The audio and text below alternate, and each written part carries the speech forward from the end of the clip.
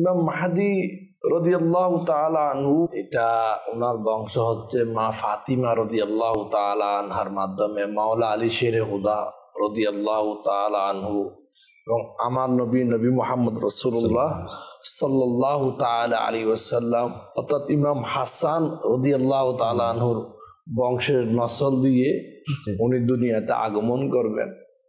ইমাম মাহদী রাদিয়াল্লাহু তাআলা আনহু কিতাবের মধ্যে আছে উনি মদিনার পূর্ব দিকে ওনার আগমনটা নির্ধারণ করা হচ্ছে। মানে সেদিক থেকে তিনি আত্মপ্রকাশ করবেন, অর্থাৎ উনি জন্মই নিবেন আসলে উনি ঈসা আলাইহিস সালামের মতো কি অবস্থান থেকে হবেন না, উনি দুনিয়াতে জন্ম নিবেন। আচ্ছা, আর ঈসা আলাইহিস সালাম যে চতুর্থ আসমান থেকে অবতরণ করবেন। ইমাম মাহদী রাদিয়াল্লাহু তাআলা আনহু বংশগতভাবে আমার নবী সাল্লাল্লাহু তাআলা আলাইহি ওয়াসাল্লামের বংশধর, অর্থাৎ আল্লাহ রাসূলের নসলের। ওনার নামও আমার নবী সাল্লাল্লাহু তাআলা আলাইহি ওয়াসাল্লামের নামের সাথে মিল, আর ওনার নামও মুহাম্মদ হবে। ওনার আব্বার নামও আমার নবীর আব্বার নামের সাথে মিল, আব্দুল্লাহ, মানে মিল আছে এরকম। আচ্ছা, তো ইমাম মাহদী রাদিয়াল্লাহু তাআলা আনহু বংশগতে সৈয়দ, মানে নবীর বংশধর।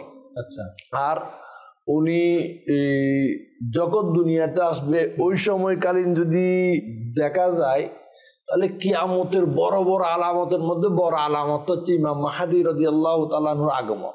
আচ্ছা, আল্লামা ইবনে কাসির রাহমাতুল্লাহ আলাইহি বলেন ইমাম মাহদী রাদিয়াল্লাহু তাআলা আনহুর আমলে দুনিয়ার মধ্যে ফল ফলাদি ফ্রুট, মানে যেটা মানুষের জন্য রিজিকের অফুরন্ত ভান্ডার হবে, মানে অনেক বরকত, প্রচুর বরকত হবে।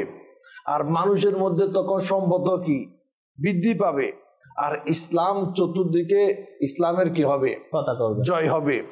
আর দুশ্মনে ইসলাম যারা, ইসলামে যারা দুশ্মন, যারা ইসলামকে লাইক করে না, এদের পরাজিত হবে। আর সর্বপ্রকার সব দিকে শুধু কল্যাণ, ভালো আর ভালো হবে ইমাম মাহদী রাদিয়াল্লাহু তাআলা আনহুর আমলে। তো ইমাম মাহদী রাদিয়াল্লাহু তাআলা আনহু দুনিয়াতে আগমন ঘটবে, এটা অনেক সহিহ হাদিস মুবারক দিয়ে কি প্রমাণিত। তো ইমাম মাহদীর আগমন কখন হবে এটা আল্লাহ ভালো জানে, কিন্তু বংশটা আমার নবী বংশ হবে। ইমাম মাহদী রাদিয়াল্লাহু তাআলা আনহু অনেকে ফজর করতে পারে এখন কি জন্ম হয়েছে, অনেকে বলে চলে আসছে, অনেকে বলে অমুক জায়গায়। আসলে এটা আল্লাহ এবং তার রাসূল ভালো জানে কখন আসবে। মানুষেরা যখন মতবিরোধ লিপ্ত হবে, মানে বিভিন্ন মতবিরোধ ফিতনার মধ্যে, তখন ইমাম মেহেদীর আগমন হবে।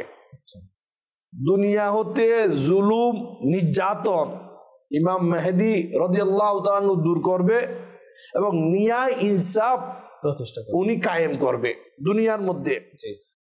আর আসমান এবং জমিনের সকল অধিবাসী সবাই ইমাম মাহদী রাদিয়াল্লাহু তাআলা আনহুর উপর রাজি থাকবে।